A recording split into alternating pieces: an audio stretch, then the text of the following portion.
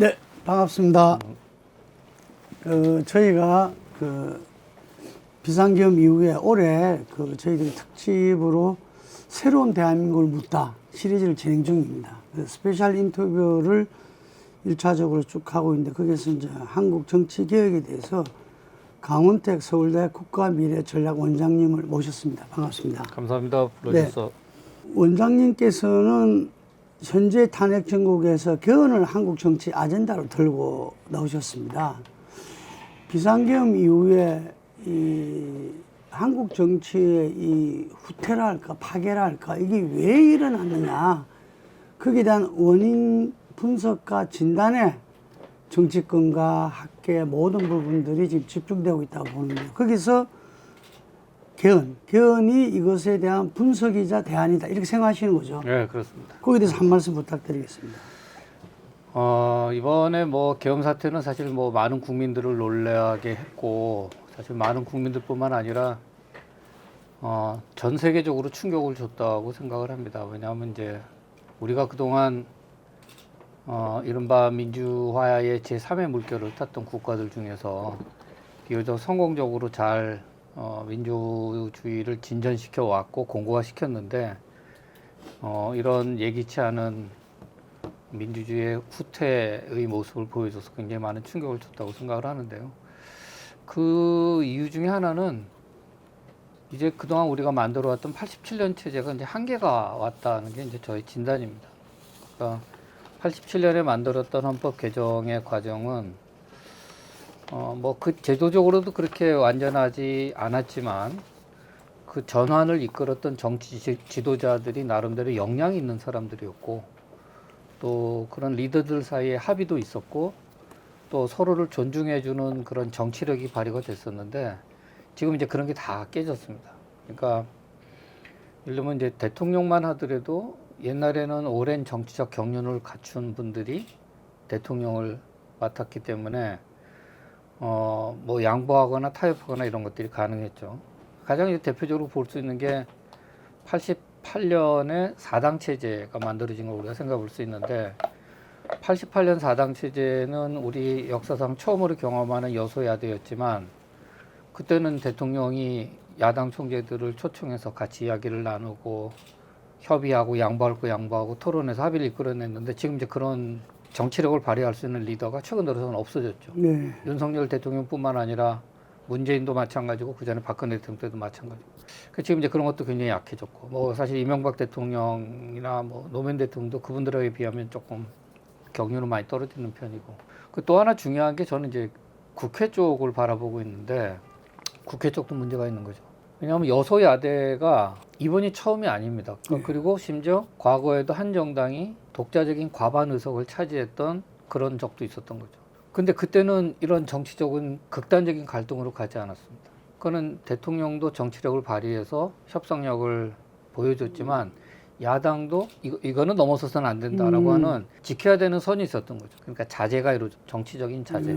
그게 예를 들면 이제 그 대통령의 인사권과 관련된 측면에서도 지금은 20몇 번의 탄핵을 했다고 하지만 이건 굉장히 많이 나간 거잖아요. 대통령이 임명한 사람들을 강제로 물러나게 야당이 하는 거니까.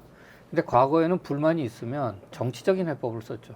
국무위원 해임 건의안 아니면 인사청문회를 통한 비판. 그러니까 그걸로 굉장히 정치적 쟁점화 시키는 거죠. 이 사람이 굉장히 도덕적으로나 혹은 업무적으로 부족한 사람인데 이 사람을 시켰다.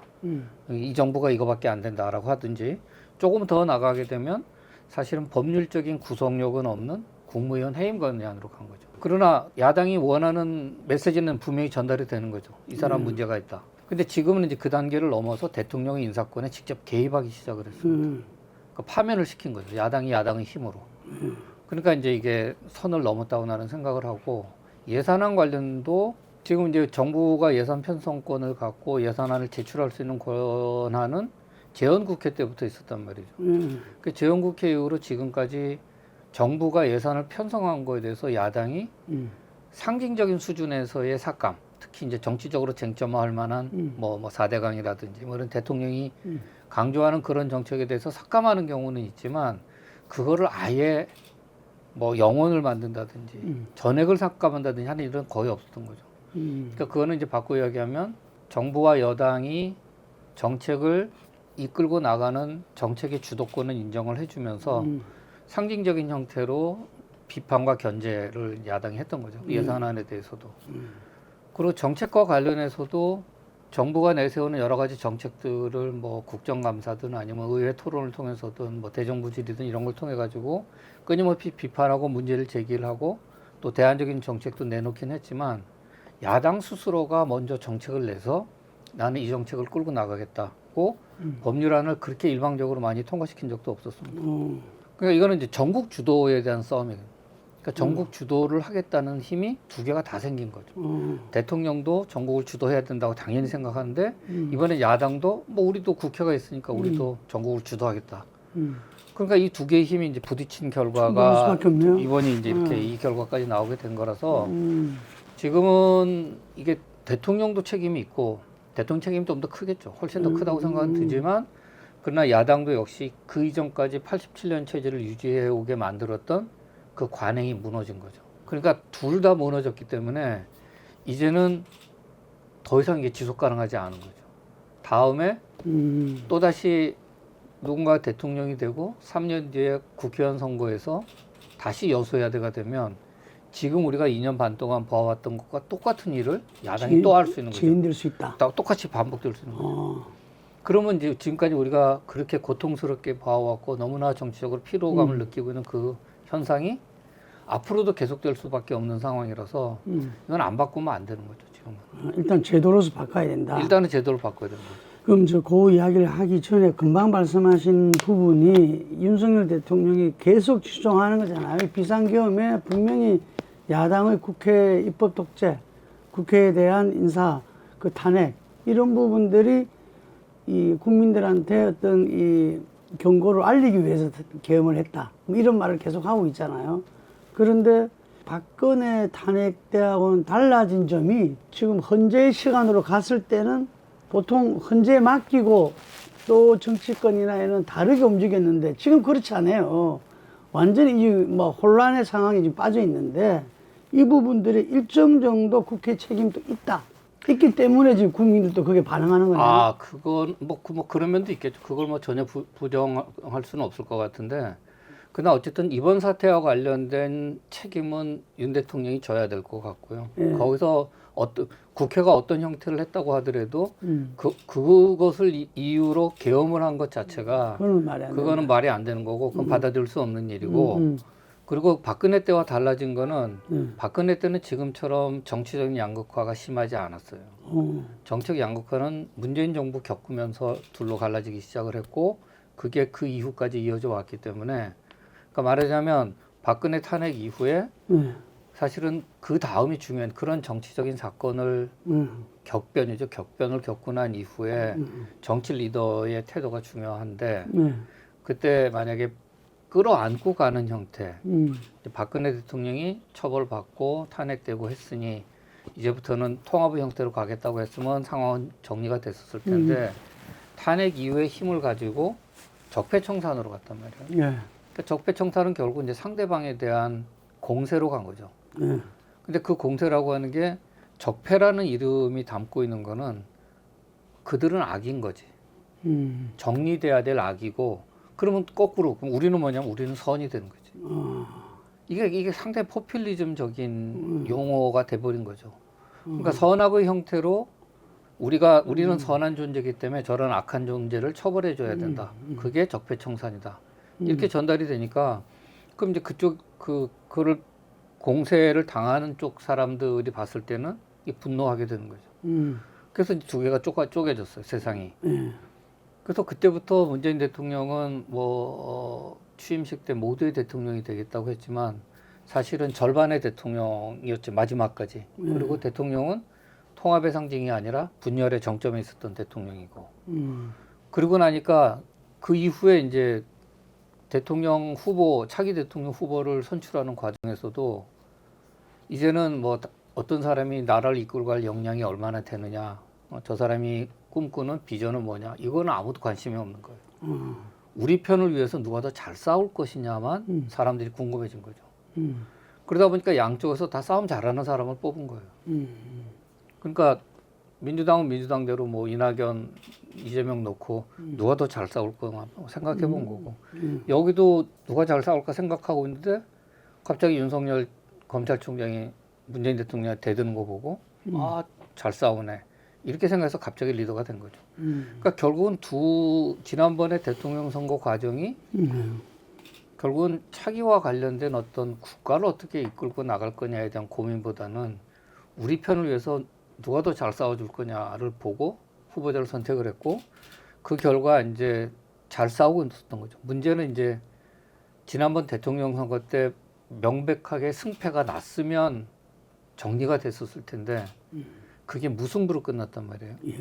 0.73. 0.7니까 무승부로 끝이 났죠. 0.73으로 끝이 났기 때문에 승패가 안 끝나니까 그 싸움이 대선 이후까지 쭉 이어졌는데 한쪽은 국회를 장악하고 있고 한쪽은 대통령을 장악하고 있으니까 그 싸움이 대통령과 국회라고 하는 두 인스티튜션, 두 기관의 싸움으로 비화가 됐고 그게 이제 뭐 오늘날까지 오게 된 거죠.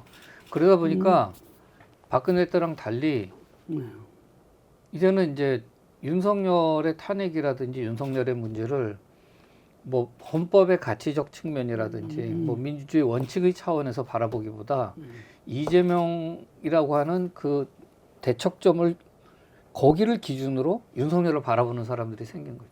그러니까 쟤들이 더 잘못했는데 왜 윤석열 갖고 그래? 이런 사람들이 지금 생긴 거죠. 그래서 그 사람들이 봤을 때 윤석열이 아주 잘했다든지 뭐 정당하다든지 뭐 이런 이야기를 사실 하기는 어려울 거고 그러나 그걸 심정적으로 이제 받아들이기는 어려운 거고 왜냐하면 자기들의 기준은 전체적인 큰 틀에서 이런 가치보다는 딱 명확하게 이재명과 그 야당을 보고 거기에서 자기의 판단의 근거를 찾으니까 이걸 이제 끌어안으려는 사람들이 생겨나는 거죠. 그 말이 좀 나름대로 일리가 있네, 근거가.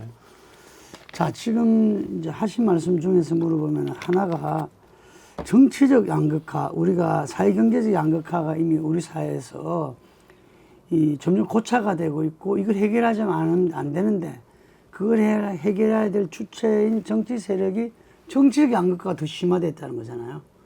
그래서 저는 문재인 대통령이 이 부분에 대한 자기의 그 정말 진솔한 어떤 이 국민에 대한 사과가 있어야 된다. 진단이 있어야 된다 보는데 이번에 한겨레 인터뷰 보면은 윤석열이라는 대통령을 만든 것에 대해서 두고 후회한다. 하지만 이 부분에 대해서 이야기를 안 하고 있어요. 자기가 그 박근혜 탄핵 이후에 금방 말한 대로 통합을 가져야 될 부분들을 오히려 서로 양극화를 시켜버렸다. 저는 이게 지금 해결되는 것은 상당히 너무 어려운 문제인 것 같아요, 지금.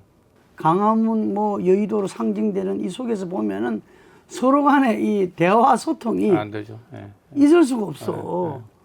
자, 그 해법으로 지금 일단은 개헌을 지금 제시하신 거잖아요. 그러니까 뭐 다음 대통령은 누가 되든지 통합을 위한 노력을 적극적으로 해야만 할 것 같고 그래서 우리가 다시 생각해야 될 분이 김대중 대통령 같아요.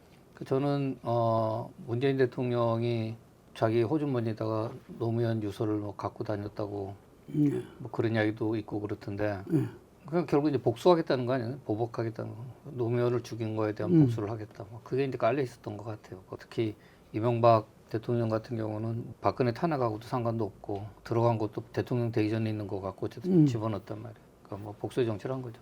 그리고 이제 그게 또 사실은 세상을 더 갈라놓게 만드는 거고. 근데 따지고 보면 DJ가 요즘에 이제 더 커 보이는 게 DJ가 대통령이 되고 나서 일단 뭐 연정처럼 했잖아요. 공동정부, DJP 공동정부를 하면서 일단 국무총리도 다 자민련에 다 줬어요. 김종필이 했었고 이왕구가 했었고 이한도 다 자민련 출신을 일단 총리로 처음에 다 임명을 했고 그다음 내각 절반도 줬고 그리고 이제 김중권 씨를 비서실장으로 삼았고 경상북도 출신인 김중권 씨 모셔다가 그걸 했고 그리고 이제 또 놀라운 거는 사실은 DJ가 2번 죽을 뻔했는데 한 번은 박정희 때 도쿄에서 끌려와서 죽을 뻔했고 또 한 번은 전두환 때 광주 관련해가지고 군법에 의해서 사형 선고 받았는데 그러니까 자기를 죽이려고 했던 사람들이 있으니 권력 잡아서 뭐 이것들 한번 손봐야 되겠다고 생각할 수도 있는데 DJ가 다 끌어안았단 말이에요. 그래서 전두환은 전임 대통령들의 모임 때 불렀고 정말 전직 대통령으로서 예우를 다 했어요. 그래서 그 이제 그런 사진도 많이 있을 거예요. 그렇죠. 그리고 박정희 같은 경우에는 지금 상암동인 거 어디 있잖아요. 박정희 기념관. 박정희 기념관의 건립이 승인된 게 그 김대중 대통령 때 맞습니다. 예산도 지원을 했고 그때 지지자들이 하지 말라 그랬어요. 왜 박정희 대통령 기념관을 하려고 그러냐. 나는 반대다.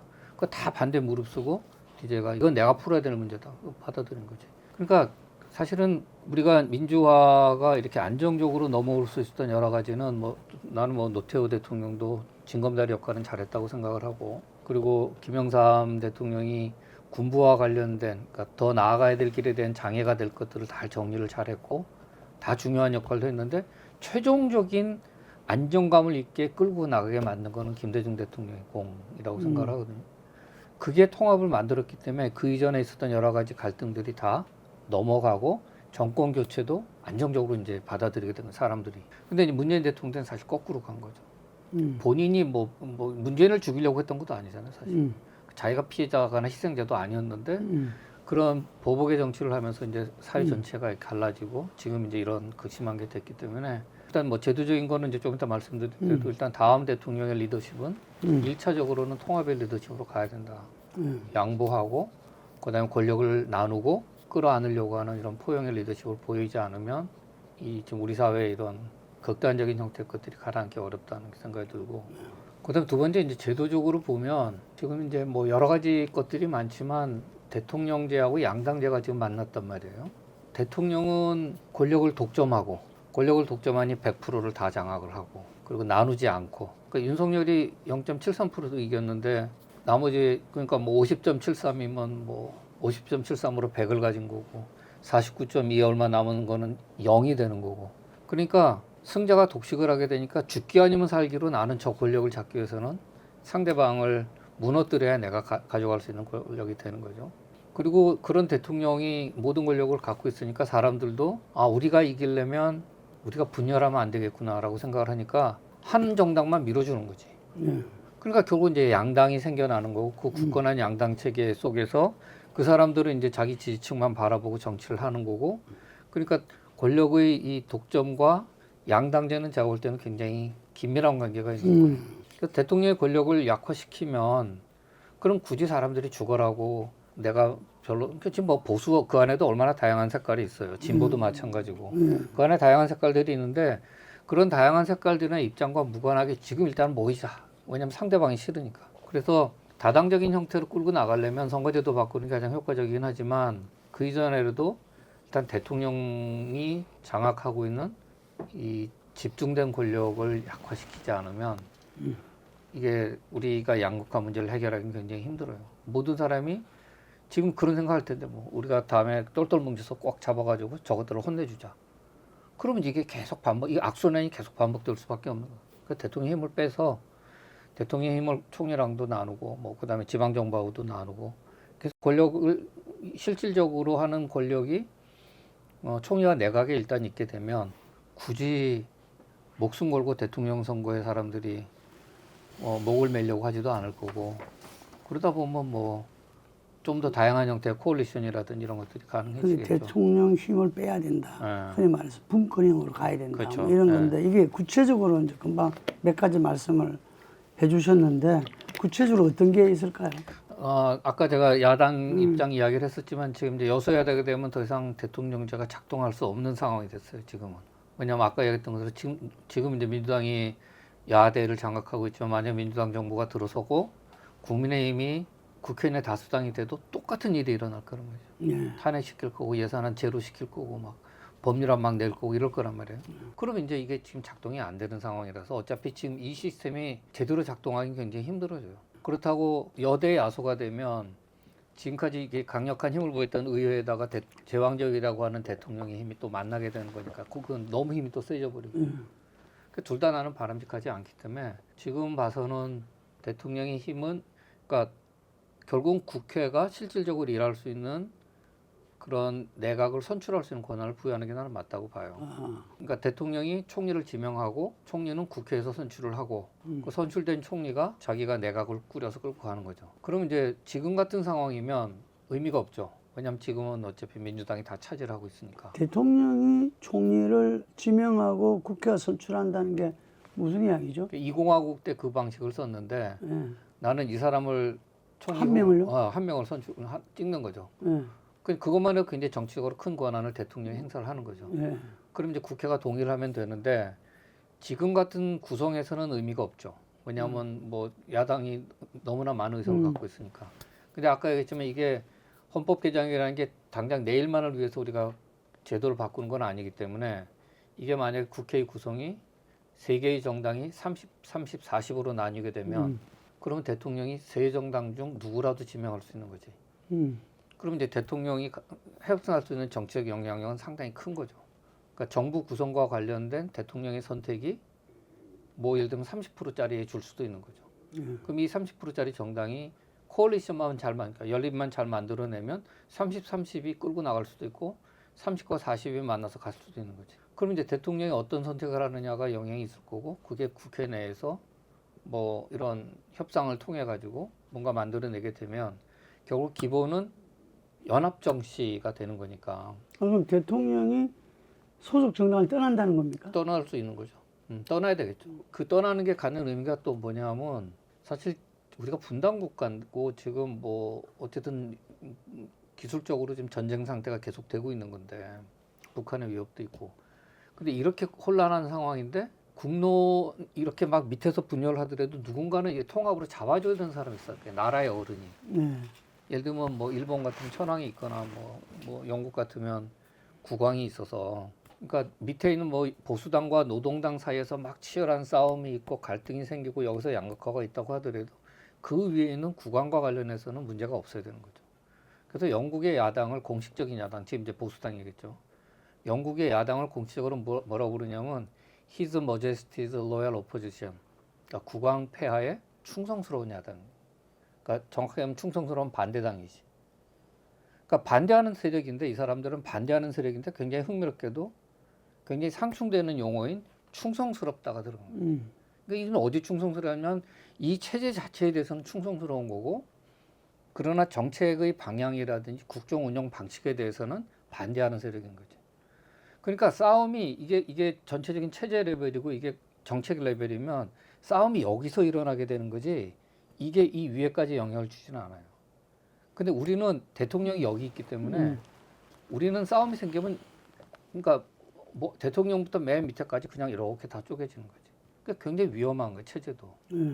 그래서 대통령은 일단 그런 정책과 관련된 사안에서는 한 걸음 떨어져서 그러나 뭐 이게 뭐 식물 대통령이거나 뭐 그냥 피겨헤드가 되면 안 되니까 이제 거기에 이제 중요한 권한을 부여해 줘야 되는 게 예를 들면 아까 같이 총리를 누굴 시킬 거냐를 지명할 수 있는 권한을 준다든지 그다음에 의회를 해산할 수 있는 권한을 갖는다든지 뭐 법률안에 대한 거부권을 갖는다든지 그러면 뭐 굉장히 큰 일단 권한을 그것만으로 갖고 있는 거고 그다음에 군과 관련된 통수권을 대통령에 부여한다든지 뭐 그밖에 의전적인 거는 뭐 당연히 있고 그리고 지금 이제 우리가 잘 안 되는 게 장기적인 국가 과제에 대한 특히 뭐 그러니까 정책적으로 그러니까 현실 정치권에서 이거 언제 답 나오겠어 당장 안 나올 이런 것들 예를 들면 뭐 기후 위기 관련된 거 뭐 아니면 뭐 인구 위기 이런 것들 길게 봐야 성과가 나오는 이런 장기적인 국가 과제는 그건 대통령 어젠다로 직접 삼아서 대통령이 그걸 이제 뭐 총리랑 내각이랑 같이 끌고 나가는 형태로 하게 되면 대통령은 그런 국가의 장기적인 중요한 과제들을 담당하고 정치적인 어른으로서 필요할 때는 문제가 있으면 들어가서 개입하고 문제를 풀 수 있는 역할을 할 수 있으면 좋죠. 내정은 어쨌든 대통령이 지명하고 국회가 선출한 총리가 한다는 다 하는 거죠. 네. 아, 그러면은 내각 조각도 총리가 한다는 총리가 하는 거죠. 예. 형식적으로는 뭐 대통령이 임명하는 형식을 빌릴 수는 있겠지만 그러나 어쨌든 조각의 권한은 총리가 가져야 되겠죠. 이제 총리가 자기 당과 같이 하겠네요. 그렇죠. 그렇게 한테 맞죠. 근데 이제 이게 단독 과반이면 그렇게 갈 수 있을 거고 연립이면 그렇게 안 되겠죠. 같이 해야 되겠죠. 그러면 기본적으로는 다당으로 가야 된다고 생각하기 때문에 지금 그러니까 아까 얘기했던 것처럼 88년에 4당 체제보다 훨씬 정치가 나빠졌어요. 그러니까 그때는 어차피 타협을 해야 되니까 야당 간에도 타협을 해야 되고 뭐 당연히 여당하고는 타협을 해야 되고 그래야 모든 게 통과가 됐는데 그래서 그때만 하더라도 이제 그런 마음이 있었기 때문에 남북한 기본 합의서 올 텐데 아마 그때 그 이용구 통일원 장관 시절인데 네, 맞습니다. 그런 이야기인데 제가 이제 뭐 만들어가지고 보고를 딱 하러 갔더니 노태우 대통령이 쭉 읽어보시더니 아 나는 됐고 지금 야3당 총재들을 다니면서 그분들의 이야기를 다 담아오라는 거야. 그래서 이제 다 찾아다녔다는 거지. 다 찾아가서 이거 한번 보시고 의견 좀 검토해 주시면 저희가 반영하겠습니다. 그래서 3명한테 다 그걸 받아가지고 그래서 이제 초안이 완성됩니다. 그래서 그게 만장일치로 아마 갔을 거예요, 여야 합의로. 그러니까 지금 같으면 남북 문제가 굉장히 큰 쟁점이 돼 있잖아요. 그때 그게 지금도 초석으로 남아 있다잖아요. 네, 그러니까. 기본 합의서. 그러니까 결국 이제 리더십인 것 같고 다당적인 체제라고 하는 것이 주는 그 제도적인 효과도 좀 있었을 거고 물론 이제 거기에 이제 워낙 선수들이었으니까 다들 뛰어난 정치적 경륜을 갖고 있는 분들이었으니까 그게 가능했을 것 같은데 그래서 지금은 이제 최악인 게 대통령의 독점적 권력 그런데 정치적 경험이 없는 사람이 그 무거운 자리를 갖게 된 거고 그다음에 정당은 2개로 쪼개져 있는 거고 그러니까 최악의 모든 것들이 다 갖춰 있는 거죠. 제가 얼마 전에 그 어떤 그 기업인 분들한테 그 이야기를 했어요. 거기 회장님이 밑에 사장 시킬 때 회사 사장 하나도 모르는 사람 사장 시킬 수 있냐고. 그때 말도 안 되는 거라고 이제 웃으면서 그러시더라고요. 지금 우리는 그러니까 이게 정치라는 게 나는 굉장히 전문직 프로페션이라고 생각하거든요. 더구나 리더는. 근데 우리는 뭐 윤석열 같은 사람 뽑잖아요. 뭐 문재인도 오래 되지 않았지만 어쨌든 경험이 없는 사람이 그냥 시켜놓는다. 그러니까 이 꼴이 나는 거지. 그래서 리더의 트레이닝도 바꿔야 되는 거죠. 정책 경험이 없는 외부자가 쉽게 최고의 권력을 장악할 수 있는 이런 방식도 지금 대통령제니까 가능한 거예요. 근데 지금 우리 원장님이 이야기하신 건 이원 집정부제하고는 또 다르고 다르죠. 또 그냥 요즘 이야기하는 4년 중임제 대통령제하고도 또 좀 다른 것 같아요. 4년 중임제는 만약에 권한의 배분이 없는 상태에서 4년 중임을 하는 거는 그거는 사실은 8년 단임을 하자는 거거든요. 8년 단임을 하자는 건데 만약에 4년 뒤에 중임을 했는데 여소야대가 되면 지금하고 똑같은 상황이 또 벌어질 수 있는 거고 그래서 지금의 핵심 문제는 4년 중임으로 가는 거는 5년 단임의 대통령제가 나름대로 잘 작동은 하는데 임기가 5년 좀 너무 짧고 그다음 4년 동안 했던 거에 대한 정치적 책임성을 물을 수 없다. 뭐 이럴 경우에는 의미가 있는데 지금 같은 상황에서는 4년 중임은 그 기존의 모든 대통령의 권한이라든지 모든 걸 다 놔둔 상황에서 하는 건 저는 의미가 없을 것 같고요. 지금 아무것도 아닌 국회의원 선거나 그런 거 갖고도 지금 부정선거 이야기가 많은데 현직 대통령이 다시 나와서 출마를 했는데 0.73%로 이겼다. 그러면 내가 볼 땐 그다음부터는 뭐 반드시 부정선거 이야기 나와가지고 난리가 날 것 같은데 내가 볼 땐 별로 바람직하지 않아요. 왜냐하면 현직 대통령이 나왔을 때면 다들 가만히 있겠어요. 무슨 말이라도 하고 싶거나 돕고 싶겠지. 그럼 현직에 직 있는 사람들이 움직일 가능성도 있는 거지. 그러면 그건 아닌 것 같고 그래서 대통령을 분권화시킨 상황에서 대통령의 직을 4년 중이면 저는 괜찮을 것 같아요. 그건 뭐 6년도 괜찮고 다 괜찮을 것 같고 그리고 이제 프랑스 이원정부제 관련해 가지고 이제 많이 저도 이제 헌법 개정 특위 거의 뭐 여러 차례 참여를 했었는데 가끔씩 이제 그런 말씀하시는 분이 있어요. 그러니까 외교, 국방, 뭐 통일 이런 건 대통령한테 맡기고 나머지를 총리랑 내각에 맡기자. 뭐 분단이니까 더더욱 그렇지 않냐. 그건 맞는 이야기고 뭐 특별하지 않은데. 근데 이제 문제가 있는 게 이게 영역이 나눠지지가 않아요. 권력의 디자인은 이제 미국에 있는 그 헌법 제정자들이 참 잘했다고 생각하는 게 기본적으로 권력에 대한 불신에서 출발을 해야 돼요. 이렇게 만들어 놓으면 저 사람들이 잘 협력할 거다가 아니라 저거는 철저하게 나눠 놔야 되는 거지. 근데 예를 들면 우리가 중국하고 FTA를 하게 되면 이게 외교 문제이기도 하지만 동시에 경제 문제이기도 하잖아요. 그 외교 문제니까 대통령이 이거 내가 하겠다고 나설 수 있는 거고 총리는 경제 문제니까 이건 무슨 소리냐 경제인데 그럼 내가 해야 되겠다. 그럼 이제 둘이 다 달려들기 시작을 하는데 한쪽은 하고 싶어하고 한쪽은 반대면 그럼 이제 또 충격이 생겨나죠. 그럼 지금 같은 이런 또 정책 혼란이 생겨날 수 있어서 영역을 그렇게 나누는 건 저는 바람직해 보이지는 않아요. 그래서 그거는 아닌 것 같고 아까 얘기했던 것처럼 정부적 권한을 부여를 하는 거죠. 그러니까 아까 했던 건 총리를 지명하거나 그다음 법안이 왔는데 너무나 문제가 많거나 사람들이 봤을 때 저거는 갈등의 소지가 있다고 생각되는 법안이 있으면 그건 법률안 거부권 행사를 하는 거고 뭐 필요하다면 뭐 헌재 보내기도 하는 거고 대통령이시죠. 그리고 뭐 합의가 안 되고 계속 지지고 볶고 싸우고 있으면 그럼 지금쯤에는 그냥 헌법 의회 해산하고 니네가 합의 언제까지 안 하면 의회 해산하고 다시 선거 치르겠다. 그럼 이 의원들 입장에서는 자기들의 정치 운명이 어떻게 될지 모르는 상황인데 불투명한 미래에 던지기보다는 대충 그런 위협이 있으면 합의할 가능성이 많이 있죠. 그러니까 뭐 그런 역할들을 이제 부여를 해주는 거죠. 필요하다면. 예, 일반적인 국정 운영 자체는 갖다가 내각에 맡기는 맡기고 거죠. 그때 대통령이 본인의 권한으로서 그걸 제어한다는 그렇죠, 이야기. 그렇죠. 예. 그 기존의 의원 집중제 이야기하고는 좀 다 다르네. 다릅니다. 예, 다릅니다. 그리고 또 총리 선출이 다르네. 예, 총선출도. 기존에는 선거를 통해서 일당이 된 예, 예. 분이 가반이면 자기 하든지 아니면 연정을 하든지 하는 건데 이건 대통령이 지명을. 그래서 그 부분- 대통령이 지명하면 예를 들면 40, 30, 30이면 40한테 먼저 가겠죠. 일반적으로는. 근데 만약에 거기서 다른 두 정당이 거부를 하게 되면 구성이 안 되니까 그러면 이 두 개 정당 중에 또 이렇게 지명을 해주면 그럼 이제 이게 자기들끼리 하는 것보다는 훨씬 효과적이겠죠. 그러니까 그리고 리더로서의 역할도 있고. 원장님 오늘 그 이야기는 강원택 그 권력구조 제안이 진 아니요, 같아. 오래 이야기했는데. 아니 그러니까 그 다른 사람들은 지금까지 놓은 건 그런 건 없는 것 같아. 예, 저 제가 보니까 많이 이야기하고 있어요. 많이 이야기하고 있는데 그래서 권력을 그러니까 정책으로 나누면 그거는 큰일 나. 그건 바람직하지 않고. 근한으로 그렇게 한다는 이야기인데 이도매 의사 아까 이렇게 말씀 중에서 이 대통령 권력 집중은 양당제하고 상관관계가 크다고 본다 이런 말 하셨잖아요. 저희들이 이제 이 스페셜 인터뷰 중에서 김만흠 전 국회 입법조사처장하고 그 인터뷰를 했을 때 이제 그분은 우리나라 정치의 문제 중에 하나가 지금 양당제 이 고착화 이것의 특혜 양당제의 그 카르텔 특혜 정당 양당 카르텔이 기인한 바 크다.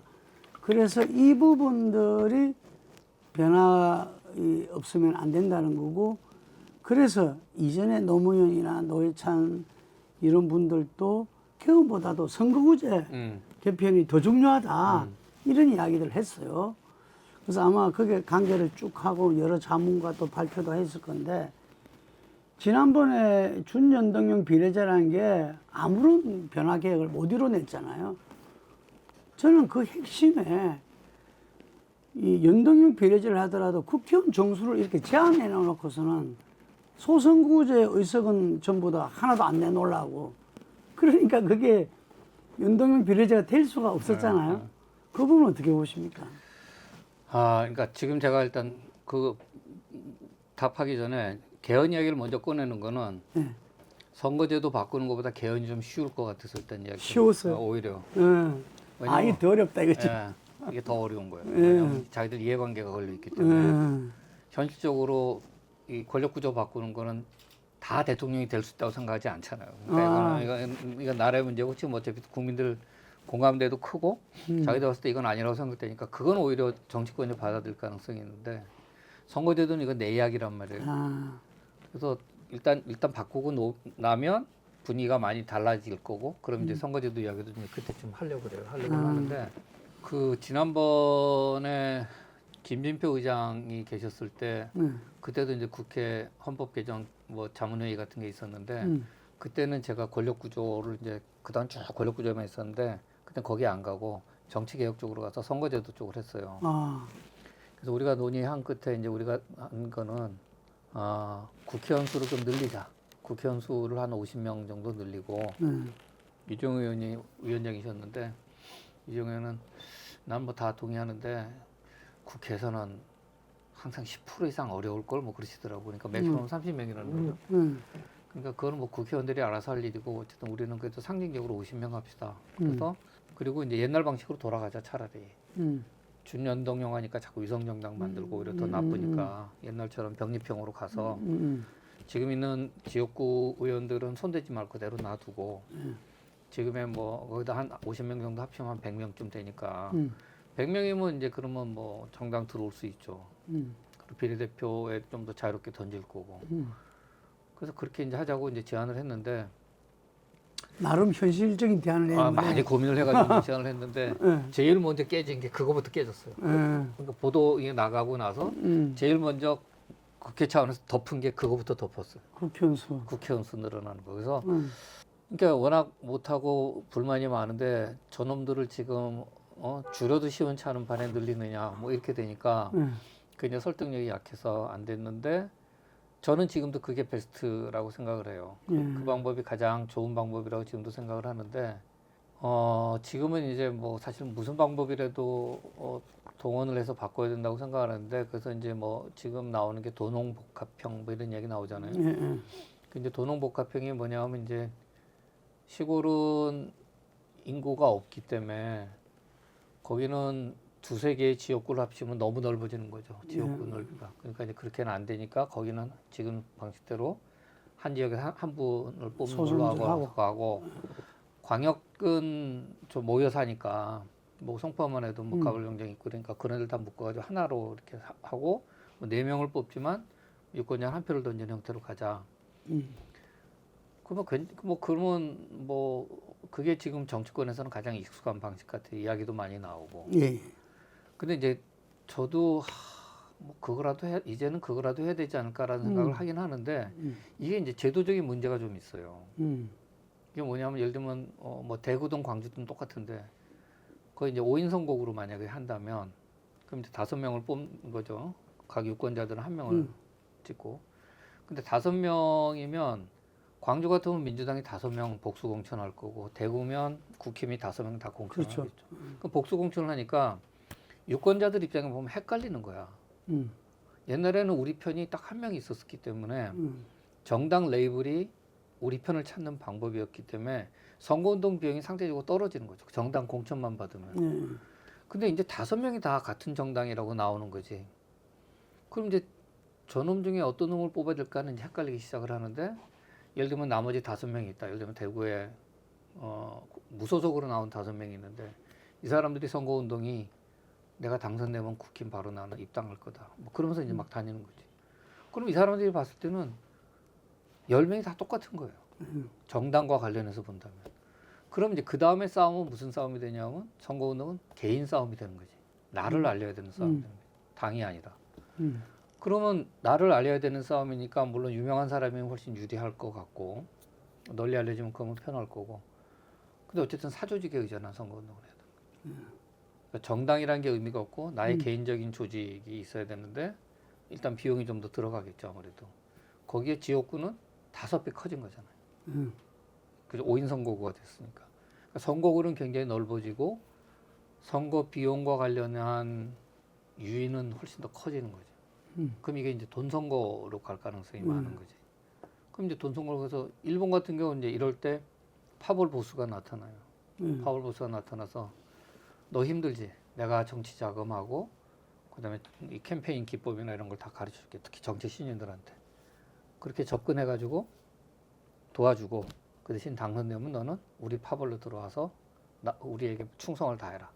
그래서 파벌에 대한 충성과 이 정치 자금과 이런 지원이 같이 교환이 되면서 파벌 정치가 일본에서 이제 갔던 거고, 그러니까 파벌 보수의 중요한 역할은 돈 땡겨오는 거고, 그러니까 다나카 같은 로키드 마틴으로 이제 사고가 났던 게 돈을 이제 땡겨야 되니까 거기에 이제 부정적인 돈이 들어올 가능성도 많이 커지는 거죠.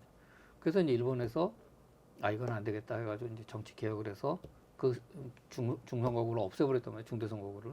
정치개혁으로 소선거제 되는 거죠. 그렇죠. 근데 이제 우리가 지금 만약에 이제 병립형으로 가게 되면 내가 볼 때는 개연성이 있어요. 그렇게 돈 선거로 다시 돌아갈. 그래서 지금 이제 그동안 계속 반대를 해왔던 거죠. 이거는 적합한 방법이 아니다. 병립형을 확대하자가 이제 나의 기본적인 주장인데 저게 준연동형이 저렇게 빠그라지고 나서는 그건 안 되겠다고 보니까.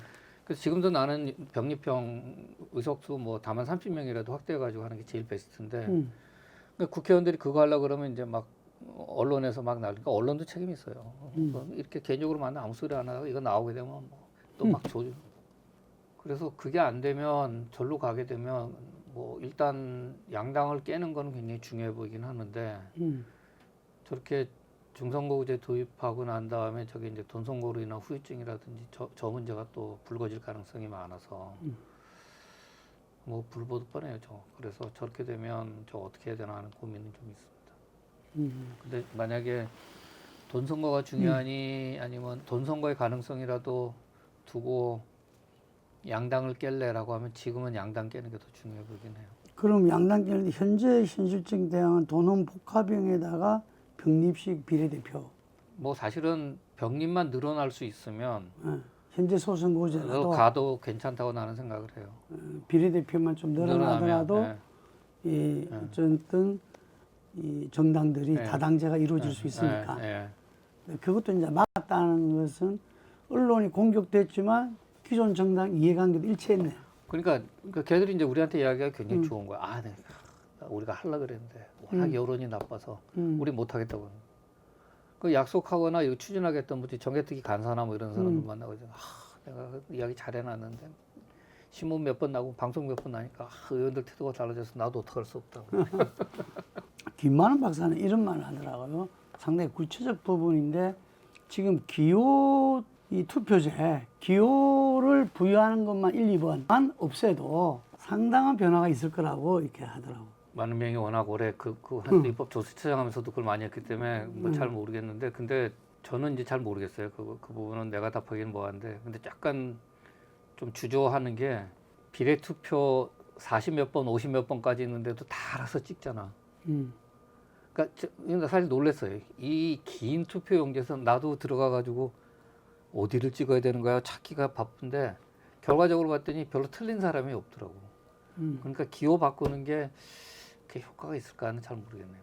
그 뭐 연구 결과도 나왔다 그러던데. 아 그때 아마 하신 모양인데 예. 그거는 뭐 하여튼 저는 잘 모르겠습니다. 국회의원 정대는 필요하다. 지금 어떤 면에서 보면은 그 한국 정치가 지금 아까 말씀한 정치적 양극화를 해결할 수 있는 거는 다당제다. 다수당 체제로 가야 된다. 그러면서 연합 정치로 가야 된다는 이야기잖아요. 네. 근데 그걸 가로막고 있는 게 결국 양당이다. 양당이죠. 예, 양당인데 그 전에 어쨌든 사람들이 뭉치게 됐던 건 저는 거의 대통령이라고 하는 것도 굉장히 중요한 것 같아요. 그러니까 지난번에 정세균 의장 했을 때 그때 한 민주당 간사가 했던 이야기인데 이제 잊혀지지도 않고 이제 공권하고 좀 해야 되는 거 아니냐 그랬더니 우리가 안 된다는 거야. 우리가 아직도 해야 될 일이 많고 권력을 잡아서 싹 바꿔야 된다는 거야. 그러니까 그런 심정들이 있는 거지. 우리가 잡아서 싹 바꾸고 싶다.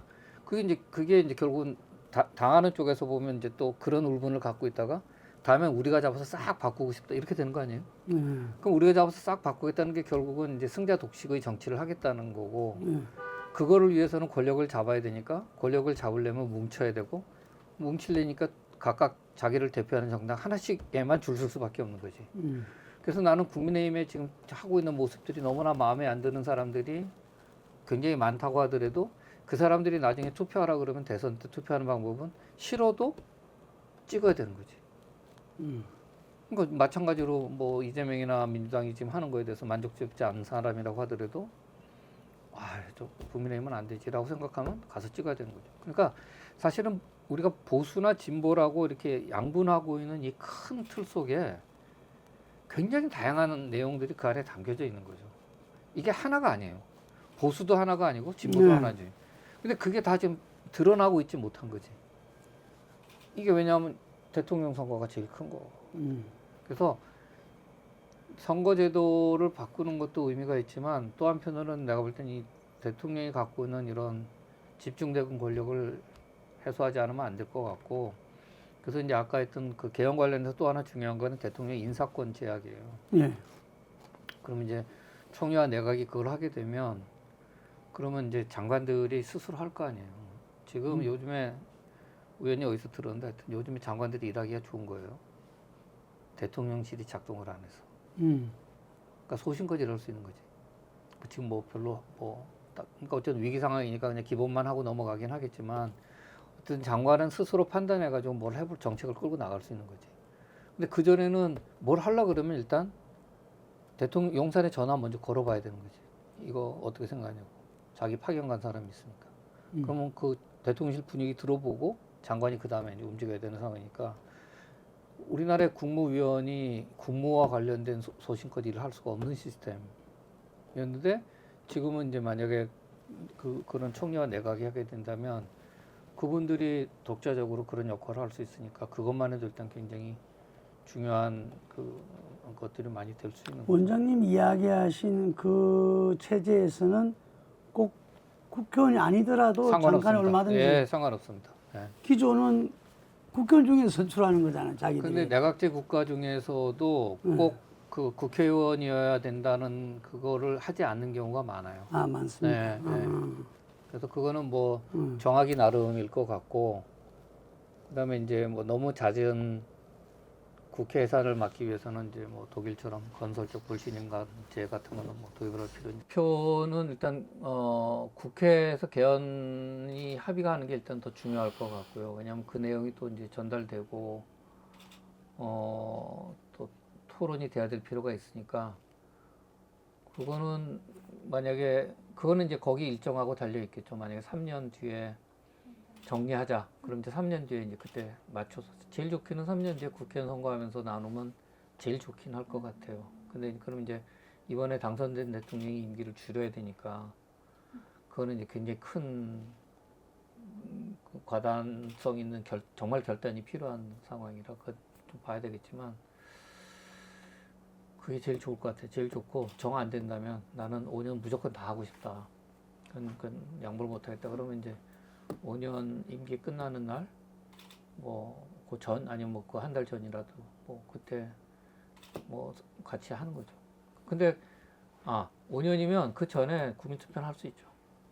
총선 때. 예, 뭐, 총선 때 때 같이 하면 되죠. 그건 맞춰가지고. 그 제기되는 안은 아까 내가 말한 대로 이번 1년 뒤에 네. 국민투표는 하자. 이거죠. 네, 적용은 네. 언제 하더라도. 네, 그러니까요. 네. 지방선거 때. 지방선. 네, 그럼 제일 좋죠. 하시는 그게 그 노무현 탄핵 기간, 박근혜 탄핵 기간 다 영대 둬서 그 기간 정도가 50일, 60일인가 뭐 90일인가 그러지 않았어요? 그 90일 됐던 정도가 3월 한 중순쯤 돼요. 12월 14일 아니에요? 탄핵이 가결된 게 12월 14일인가 그럴 거예요. 그러니까 90일 따지면 3월 14일 정도 되는 거니까 적어도 이제 그때 정도의 우리가 이 숙고의 기간은 가졌다 정도는 보여줘야 되지 않을까? 그럼 이제 석 달이면 3월 중순. 그래서 저는 3월 중순 정도를 생각을 했던 거고, 그게 이제 조금 더 늦춰지거나 이러면 우리 김 대표 이야기했던 대로 3월 한 20일 정도까지 갈 수도 있는 건데, 그래서 저는 한 15일에서 20일 요 무렵쯤 나오지 않을까 생각은 했는데, 이게 땡겨지면 나는 좀 빠르다고 생각이 되는 거예요.